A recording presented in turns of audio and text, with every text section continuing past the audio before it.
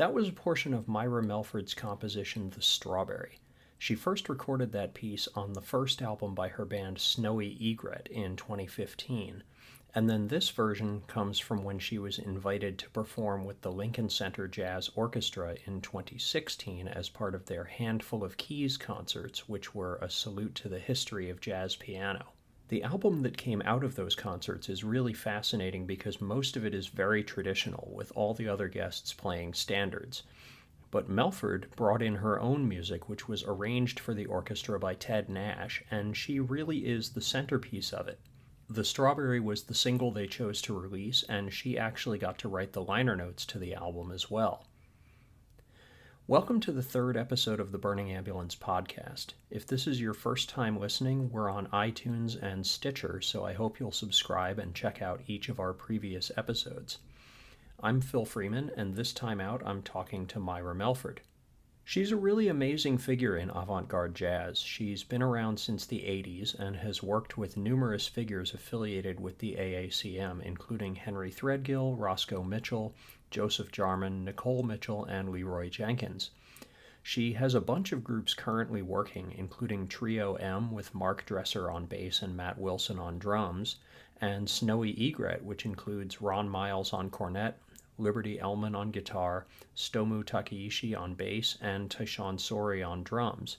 This year she recorded an album with Mia Masaoka and Zena Parkins that was released under the collective name MZM, and she's just made a new album with Snowy Egret, which will be out in 2018 sometime.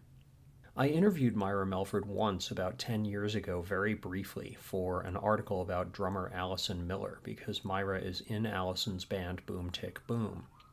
And honestly, I can't even remember if it was a phone conversation or just an email exchange. But anyway, this conversation that you're about to hear was my first time talking to her at any length, and I found it really fascinating. In addition to her jazz work, she studied Indian music very deeply. She plays the harmonium as well as the piano, and she's a professor at UC Berkeley, so we talked about all of that and a whole bunch of other things. Also, I should note that this interview was recorded just a few days before Muhal Richard Abrams died, and she had quite a bit to say about him, so I hope you'll find that interesting as well.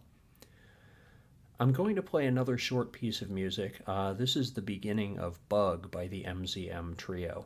Melford is on piano, Parkins is on electric harp, and Masaoka is on the 21-string koto. And after that, we'll go right into my interview with Myra Melford.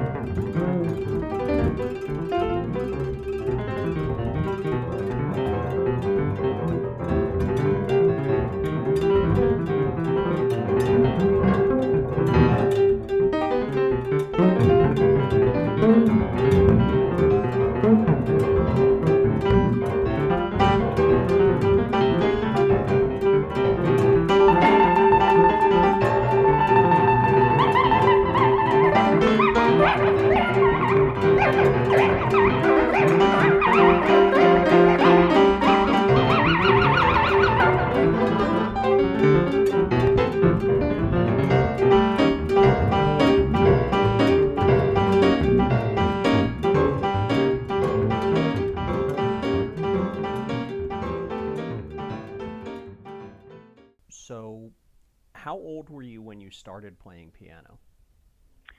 Well, I guess I must have been about, I'm thinking 3, because we moved when I was about 3 and a half, and I remember playing the piano in our old house. If I played it before then, I don't have any recollection of it, but my older siblings were already, I guess, in high school by the time I was that age, and they were taking piano lessons. So I think I just got in the habit of climbing up on the piano bench when they weren't, when they were done practicing or doing their lessons, and just, playing on my own for fun. Uh-huh, uh-huh. Did you come from a really big family, or was there a big difference, big age difference between you It and was your just a siblings? big age difference, yeah. Oh, Because okay. it's just the three of us, yeah. Uh-huh, uh-huh. Were you like a surprise baby or something? Because Yeah, I have an aunt who was like that. She was, there's about 12 years difference between her and the others, you yeah, know. yeah, that's a good way of putting it. So at what point did you decide that you wanted to be a professional musician, that that was going to be your life, and were your parents supportive of that decision? Well, yes and no. I mean, for some reason, when I was in first grade, so I started studying piano in kindergarten. Mm-hmm. And by first grade, I was, just starting to read. And my favorite thing to do was to read these, children's books about the lives of great composers and stuff like that. And I remember in first grade the teacher asking us what we wanted to be when we grew up, and I said a conductor. And I'm not sure where I even got that idea. um, I mean, I'm sure I'd been to hear an orchestra probably, or maybe not even that early in age. I might have just heard about it from my parents. I'm not sure. Read about it in one of these books. But somehow, even at that age, I had this inkling that I was going to be a musician, um, and make my life in music. But it wasn't thinking performer or composer or something like that. I think I really didn't come back around to that idea again until I was in college. Oh, okay. Okay. And they were behind you when you sort of, dropped this on them? Well, let's put it this way. I think they were supportive when I was in first grade. I didn't get any pushback then, but it was a mixed thing. I think, my father was of a generation that felt like, you know, if I was going to do something like that, then I'd need a husband to support me, or that was not a practical job for a Mm-hmm. woman to have, or for anyone to have for that matter. My brother, who was 13 years older than me, had for a while was making a go of a career in music. He ended up mostly producing and that kind of thing. But I think I don't think my father was particularly supportive of that either. But I remember, I went out to see my father. My parents had moved. I grew up in a suburb of Chicago, but they moved to Arizona for my father's health. And gosh, after, once I was in college. And Uh-huh. I went down there to visit them, and I actually was already living in New York and was starting to play professionally. So this must have been in the late 80s. And I remember my dad looking at me and saying, "Myra, you're going to have to give this up and get a real job." And I felt so bad that he didn't live long enough to see that, I could actually make a life from it. So I guess I didn't really have that kind of support from my parents. My mother didn't really weigh in too much one way or the other, but she certainly, you know, she would come to hear me play once I was playing Mm-hmm. bigger places like the Chicago Jazz Festival and stuff. And I know that had to have been a thrill for her. Yeah, yeah. Now you said you were already in New York, you said, when this happened. So I want to kind of jump to that, to your sort of early years on the New York scene. How did you get hooked up with Henry Threadgill? Because it seems like he was a big mentor early on. Yeah, well, it was actually my introduction to the AACM came while I was a college student in Olympia, Washington. I ended up going to Evergreen State College, which is kind of an experimental school, and I got turned on to the AACM because several of those guys came through and played in Olympia when I was had decided to switch from science back to music as kind of what I wanted to pursue. And Leroy Jenkins came through early on, I had just started taking jazz piano lessons, actually, kind of on a whim. And Leroy came through with Amina Claudine Myers and Ferone Akloff. And I went to their concert, and honestly, I had no idea what they were doing. I had just started listening to bebop. But it was like this light bulb went off over my head, and I was like, this is what I want to do with my life. I want to figure out how I want to play the piano. I want to figure out how to write music of my own for myself to improvise on and so on. So I wanted to do what Leroy was doing, and Leroy was super supportive. He came through a couple times. He came back again with Oliver Lake in a duo, and I remember talking to him, and he just gave me his phone number. He said, when you move to New York, give me a call. And Braxton said something similar. He was he came through playing solo. And so I was like, okay, this is the music that I'm most excited about. I mean, I was also super into Cecil Taylor and various innovative artists, you know, listening to a lot of recordings from the 60s and 70s. Well, this was like the late 70s. So and Douglas Ewart came through also. And I knew Douglas was still in Chicago with the AACM, and he was the one who introduced me to Threadgill. I said, I'm going to move to New York, and I'm going to contact Leroy and these guys. And he said, oh, you should contact Henry, too. And he gave me Henry's contact, phone number or whatever. So Leroy had a workshop that I joined right when I first moved to New York, where students would come in one evening a week and play through his music and talk about improvising and all this kind of stuff. And I met a flute player there named Marion Brandis, and she and I formed a duo in the mid and late 80s and kind of got our start together on the scene. And she said, I think I want to try to study composition with Henry. And I said, that's a cool idea. If he accepts you as a student, I'll I would like to do that too. And he was into it. So we both studied with him, I think. I know I did anyway. I can't remember if she did or not. So he was like my first composition teacher. And I still have a good relationship with him. But he was, not only do I love his music, but, he sat down and talked to me about how he thought about writing, what kind of systems he explored, what he was trying to do, and then I would go off and try to write something, using some of his ideas. And I have to say they still form the core of how I approach composing today. That was my next question, is what did you take away from his music or his theories, that applied to your own work? Several things. One was that, he had this idea that I think he even referred to it as organic composition. And I want to preface this now by saying, these are a lot of the things he was teaching me were things that I've come to discover were ideas that he got from other composers, especially in sort of, the 20th century classical, for lack of a better word, really new music, modern and contemporary music in the 20th century. But because I didn't study them in an institution, I got them through Henry's point of view, which was really interesting. But one of them was this idea that,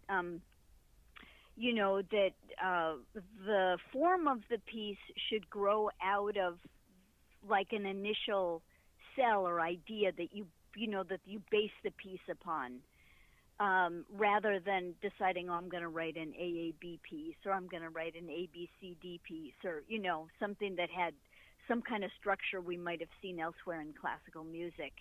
So the idea would be that you would take a phrase, whether made up or, part of a tone row, or, it could come from any number of, it could be something that was developed through a chance operation, like throwing dice or something. But you'd start with this initial, say, 6 to 12 note pitch set or phrase of music, and then create all kinds of permutations and variations of that idea. And he showed me a number of ways to do that. all of which I still use. I've also learned more and developed some of my own over the years. But and then, kind of play with and listen to all of that material until I start to hear what I like, what might sound good together, what one instrument might play and what another might play, and and allow the form or the structure of the piece to grow out of how I order and work with those permutations. Yeah, because that's something that I've noticed about Threadgill's music, is that a lot of it is, for lack of a better phrase, sort of band-based.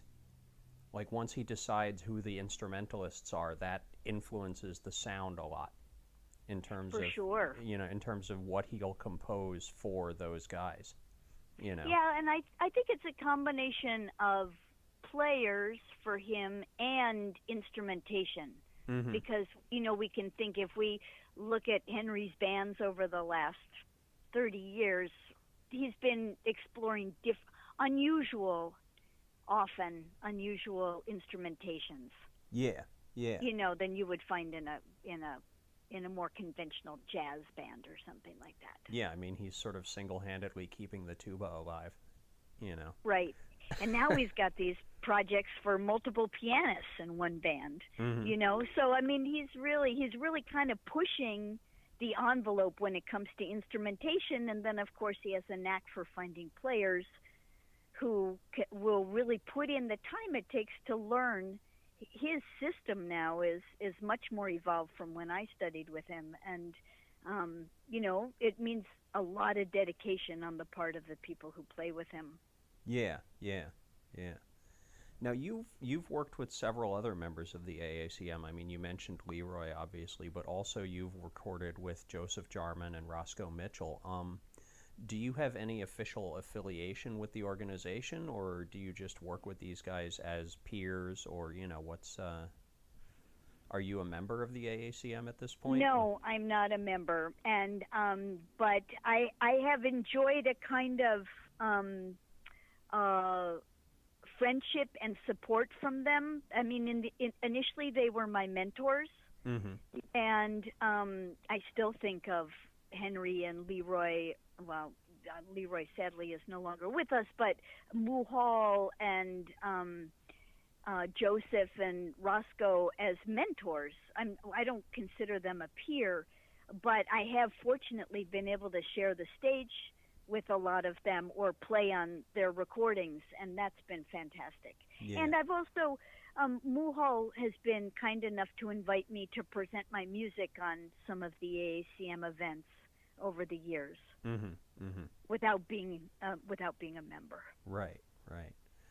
So tell me about your first trio with Lindsay Horner and Reggie Nicholson, how that group came together. You did, 2 studio albums and a live album? And yes. Then that was and the then lifespan of that group, or? They also played as the kind of rhythm section of my first quintet record, which is called The Extended Ensemble, Mm-hmm. Even the Sunshine, and to which I added Dave Douglas and Marty Ehrlich to the trio. So, and then the trio stayed together we started out in 1990, and I think we played through about 1997. And it started because I performed a solo piano piece on a concert at the Knitting Factory in the late 80s, like in 88 or 89. And Michael Dorff wanted to include it on one of those early compilations, like Live from the Knitting Factory records that he put out, a whole series of those. Mm-hmm. And so this was, I think, volume 2, and he included me, this solo piece on it. And he said, there's a nice bird singing. I'm sitting outside. Oh. He said, I'm putting together a tour of Europe with 6 bands, and I wondered if you'd like to come with us. And maybe instead of coming solo, it would make more sense for you to put together a trio or something. Mm-hmm. And so I did. And I knew both Lindsay and Reggie from their work with Muhal, Richard Abrams. So I thought that they would have a good sense of how to play my music, even though I was just discovering what my music was. But I was super lucky. We had a great chemistry, and we went off to, I think we had a couple rehearsals and went off to Europe for a month. It was a jam-packed tour, like 31 concerts in 29 days or something. And we just clicked from the very first gig. And in fact, our first gig was in Frankfurt, Germany, and I got two wonderful career opportunities out of that. A man came up to me named Gunnar Faba who said, "I'd like to be your agent in Europe."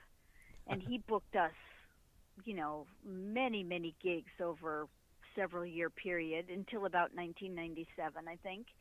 And this guy named Michael Knut, who had a record label called Enemy Records that was based partly in Munich and partly in New York, offered me a record deal for the band. So that was how I got my big break. Nice. Yeah. I wonder, lately I've been thinking about this, about what's left to be said with the piano trio. And I know you work with more unorthodox ensembles these days, so what do you think? Is the old school piano trio still a vehicle that can move music forward? Totally. I think it just depends on the players and the sensibility, like their sensibilities. I guess I can't think of any particular trios that I've heard, but I'll tell you ones I'd like to hear. I heard that Chris Davis did a trio recently.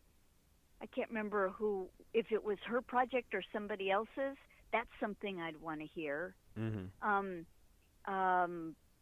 I can think of a lot of young pianists and older pianists, interesting pianists who, if they played in trio, I would still think, either because of the way they approach the piano or the way they think about composition, and of course the players they played with. I don't know if there's going to be a change as revolutionary as like Bill Evans' trio with Scott LaFaro and was that Paul Motion, where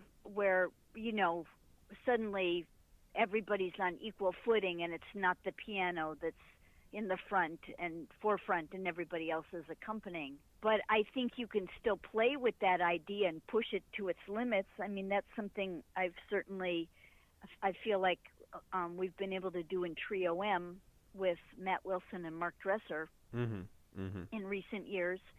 And we've had, I think the biggest revelation about that for me was, instead of thinking, and we don't always do it, but when we do it, it's the most fun for me, is we don't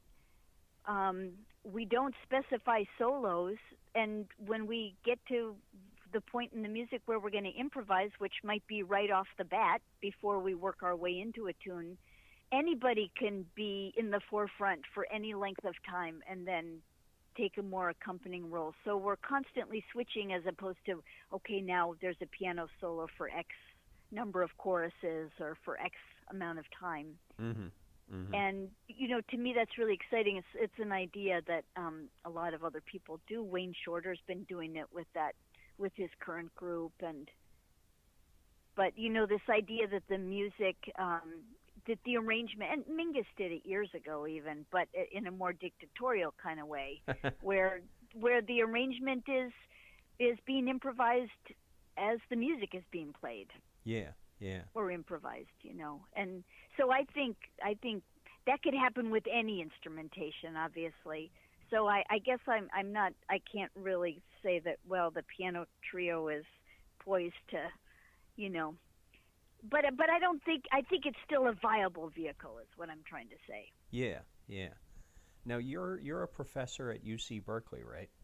Right. So what does that entail? How much time do you spend teaching? Do you lead student ensembles? Like, what do you teach, more or less?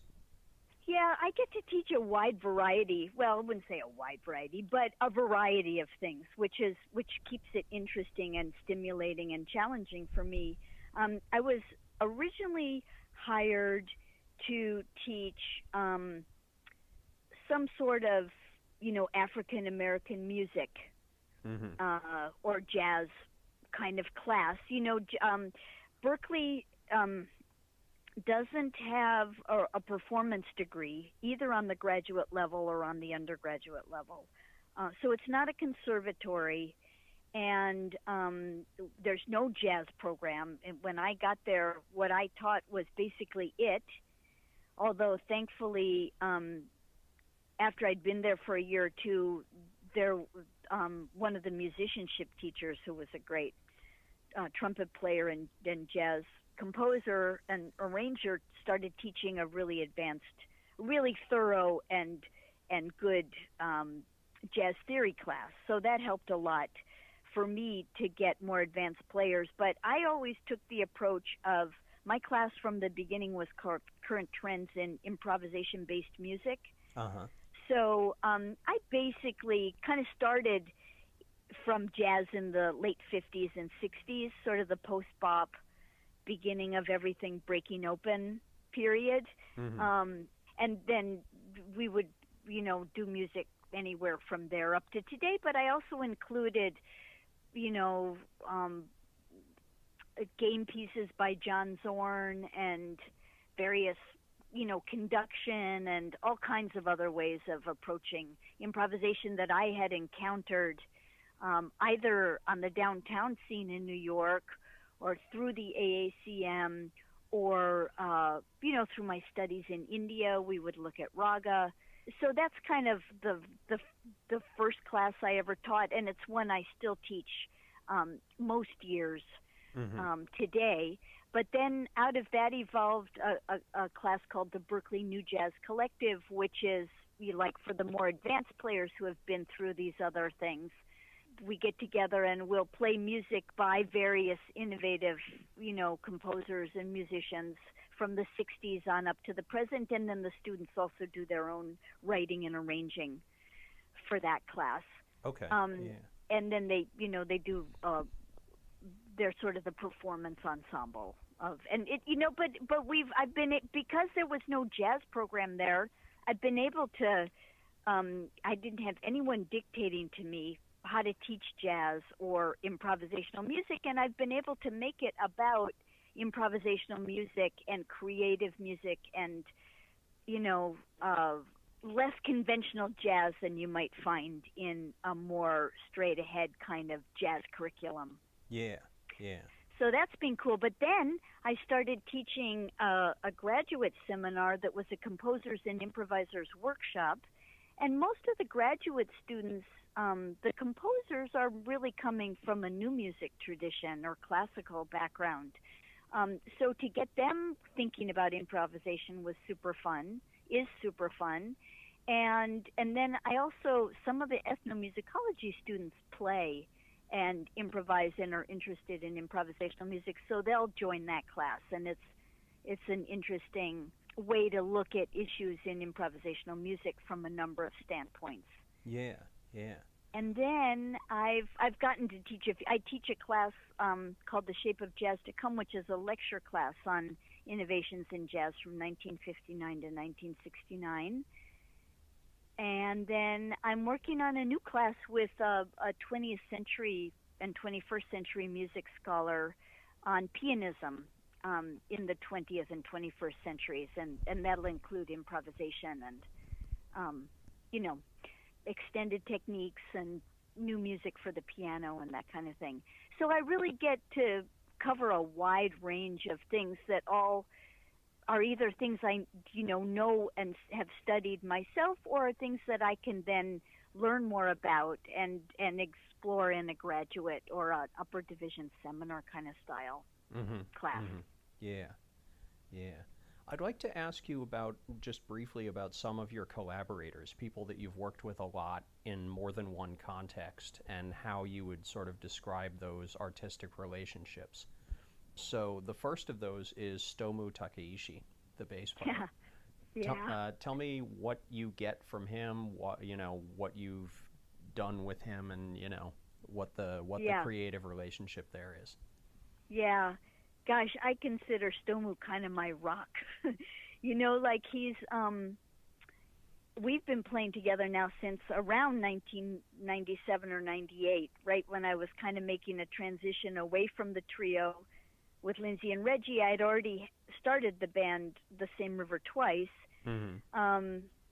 And a mutual friend of Stomu's and mine introduced us when we were all in Europe at some festival, of cellist named Michelle Kinney, who has now moved out to Minneapolis.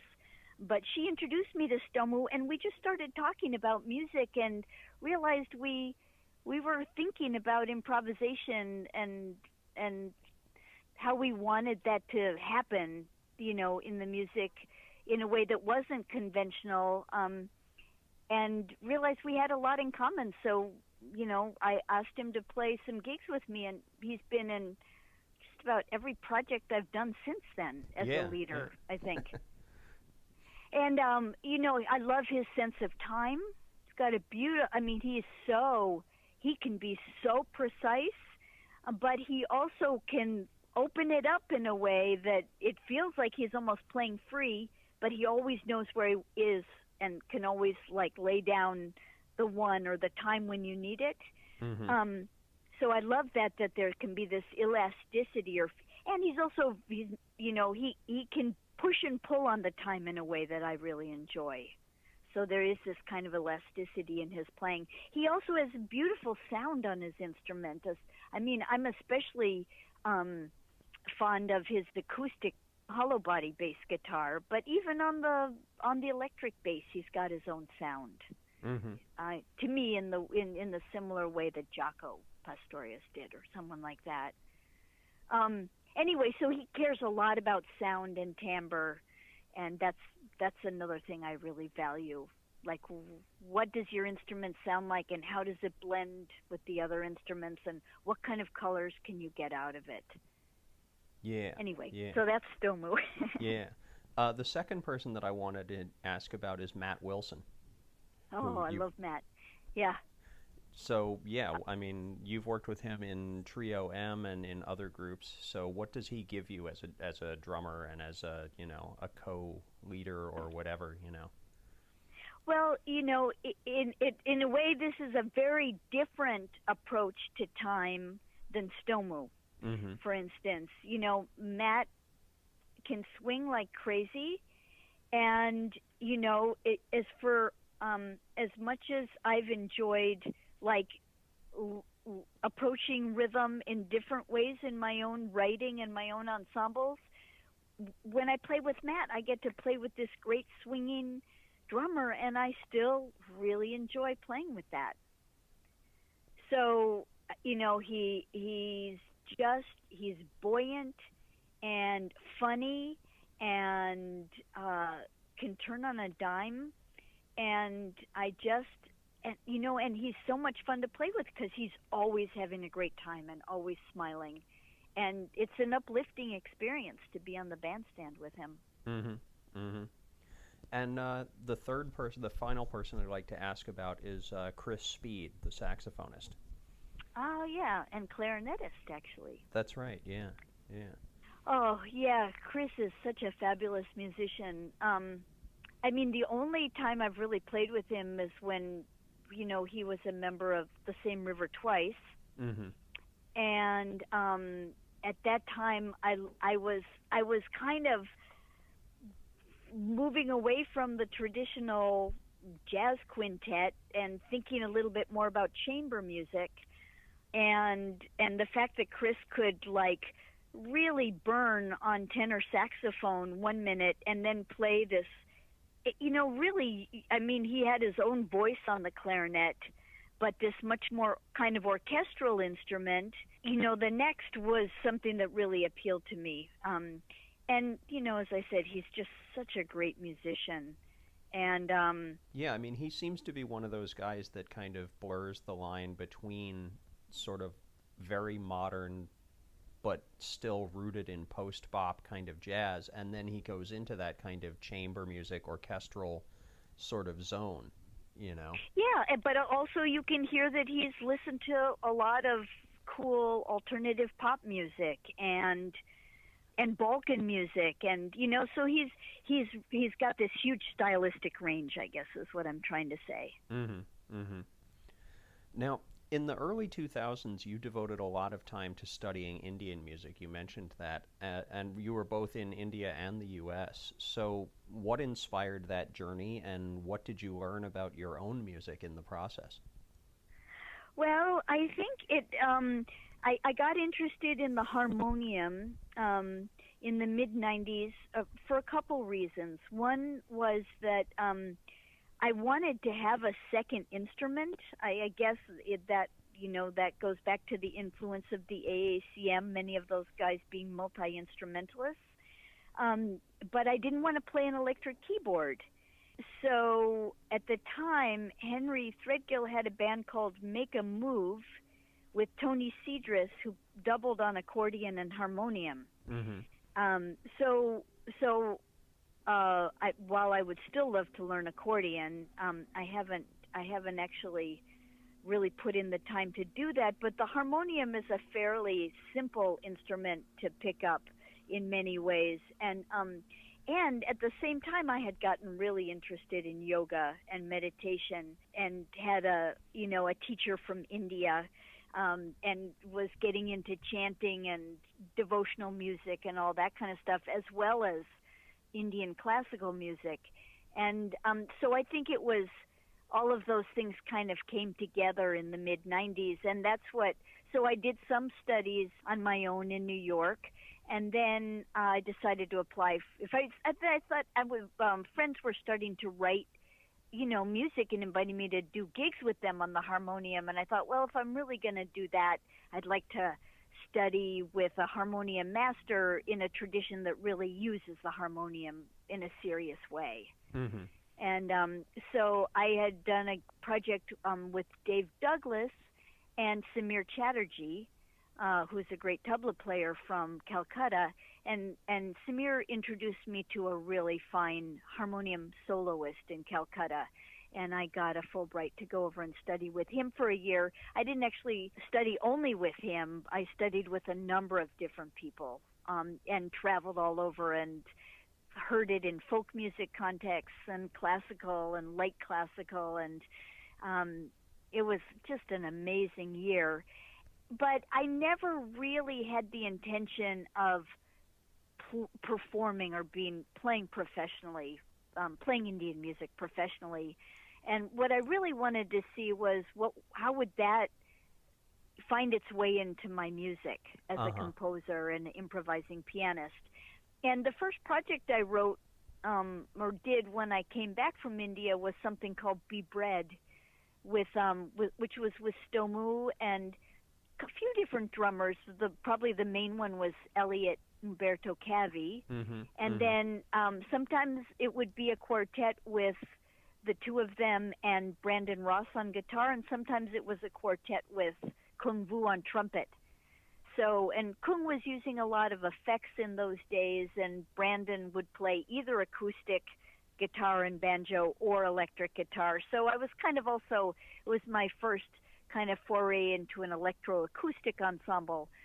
But most of that music was inspired in some way by my studies and travels in India.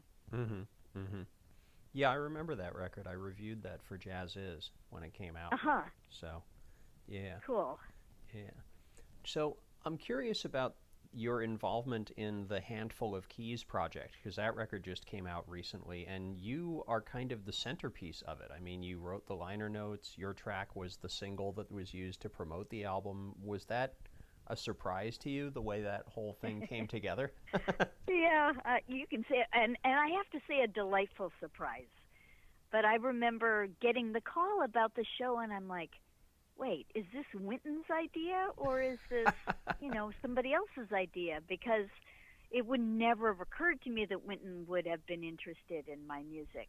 Right, yeah, like, how has this guy heard of me, Yeah, so fortunately I have a nice friend who works at Jazz at Lincoln Center now, and I think he's kind of behind the way it is starting to open up.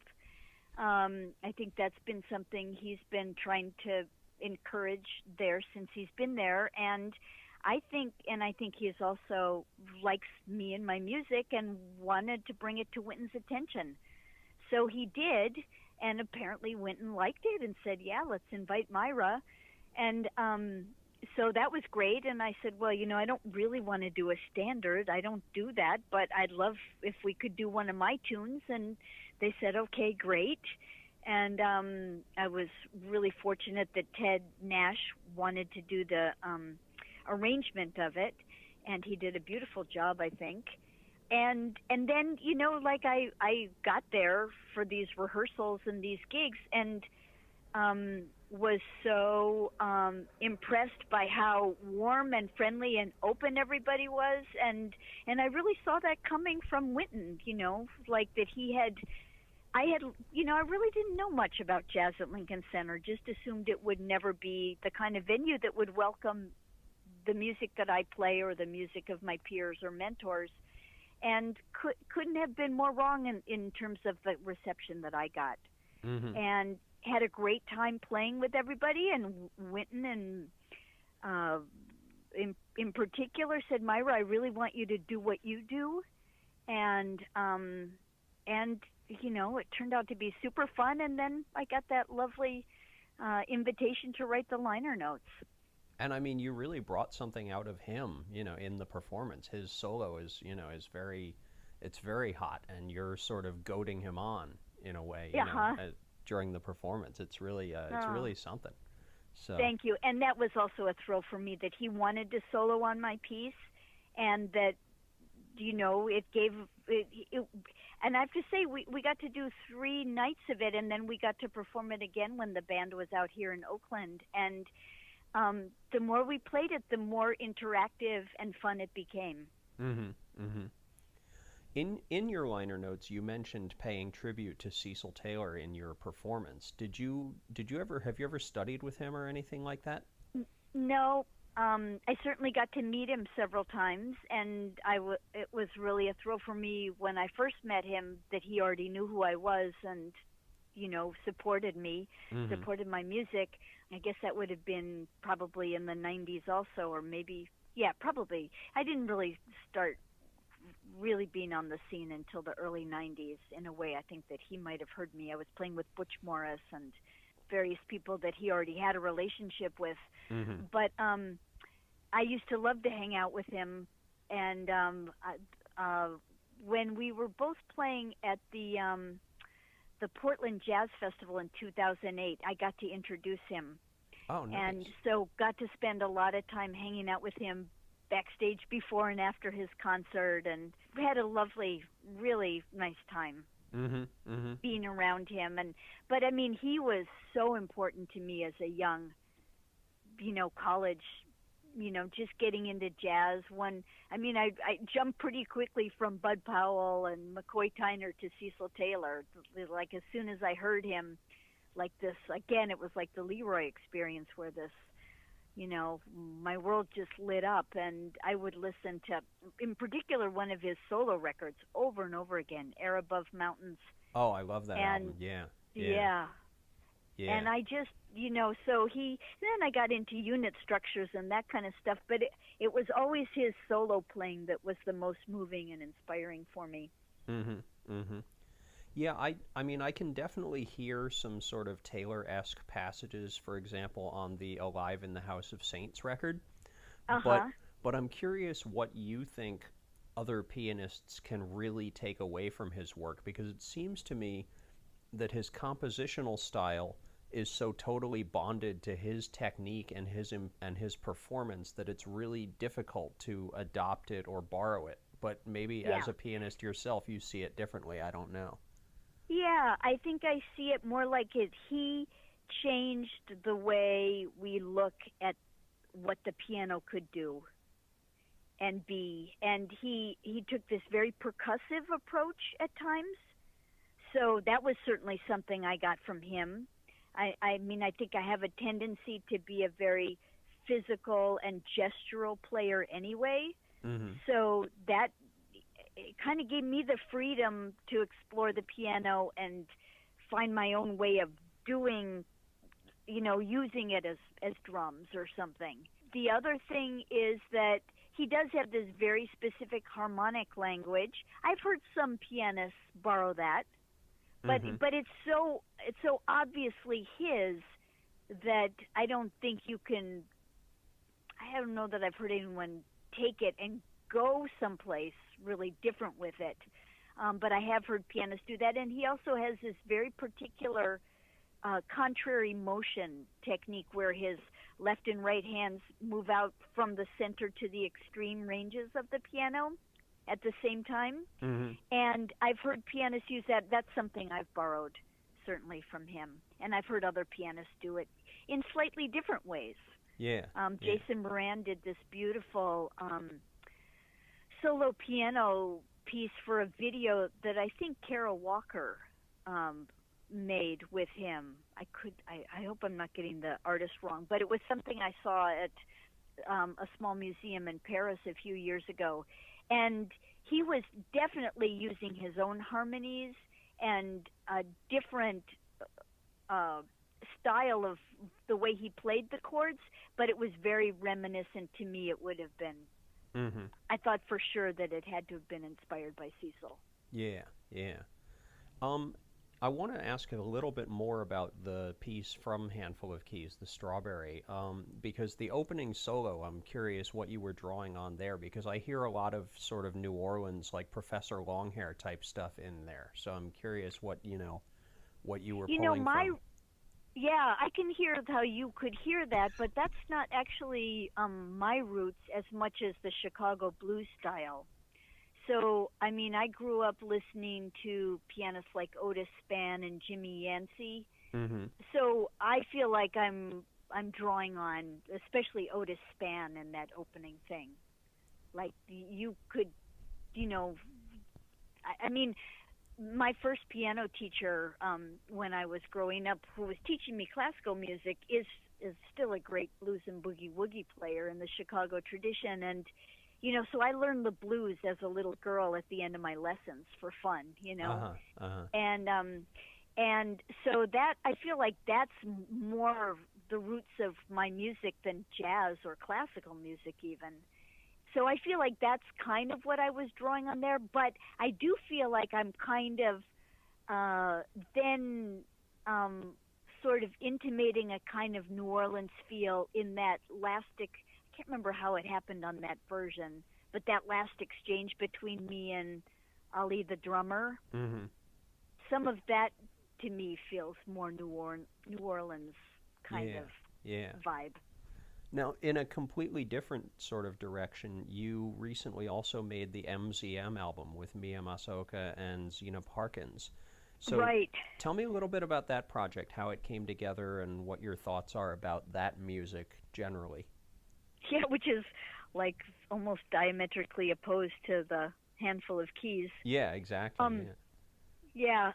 Well, we're all old friends. I mean, Zena and I played for a long time with Butch Morris together. We were both kind of core members of his ensemble between 86 and 96 or something. I think Zena continued to play with him even longer. But so she's someone I've played with a lot, but always in a context like that. And Mia, I don't think we'd ever played together before, but we knew of each other. Uh-huh. And what happened was Zena was guest teaching at Mills College, which is here in Oakland, and Mia and her husband George Lewis were doing a semester-long residency at UC Berkeley.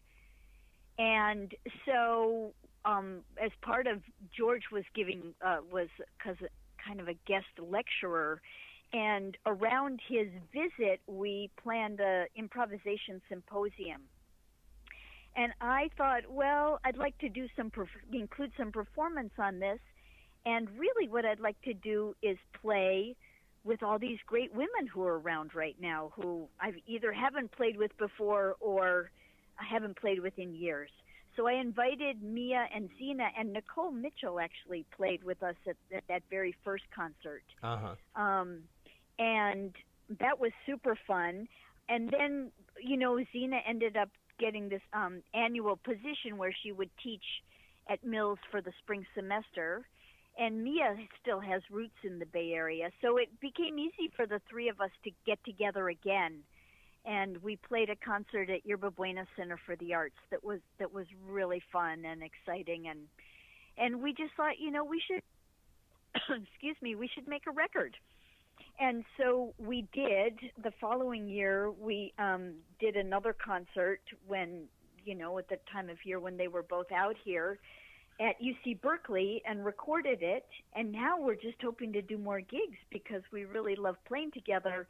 But it's, we're coming from, especially me, as with more of a jazz background, really coming at this from different points of view and approaches to music and improvising. But I think because we were all part of the downtown music scene for so long and have a lot of similar reference points, it's really fun to play with them. Yeah.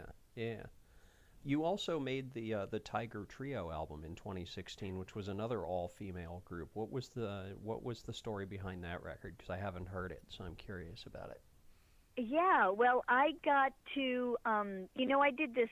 I was an artist in residence at this place called the Yerba Buena Center for the Arts, which is visual art, theater, dance, and music, place in San Francisco. And as part of that, I got to curate a festival of jazz and improvisational music. And I thought my secret agenda was to have as many women on the festival as I could, but not say anything about women on the festival. Right. Because I'm getting a little tired of, women in jazz, this and that. I just feel like, come on, this is the 21st century.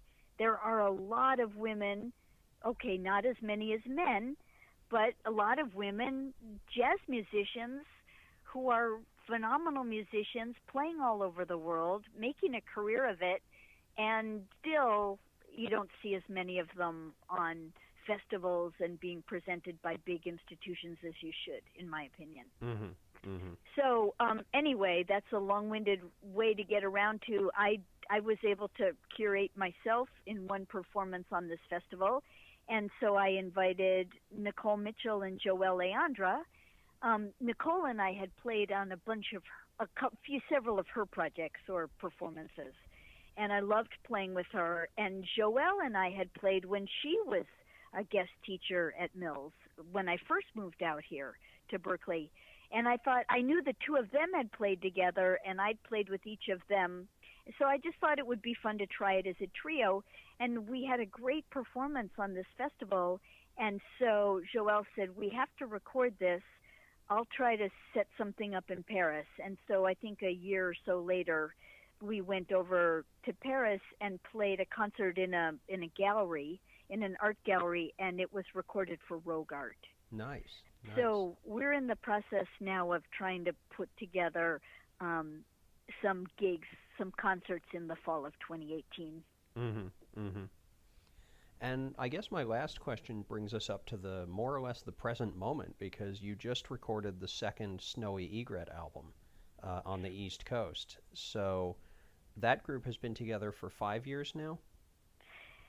Or yes, I guess a little over 5, because our first concert was in February of 2012, so 5.5 years, something like that. Yeah. And how has that ensemble's music and everything sort of evolved from 2012 to now, and from album number 1 to album number 2? Well, I would say, this was another one of those really fortunate, like, instant chemistry kinds of things, as I described with my trio with Lindsay and Reggie. From the very first concert, it felt like something special.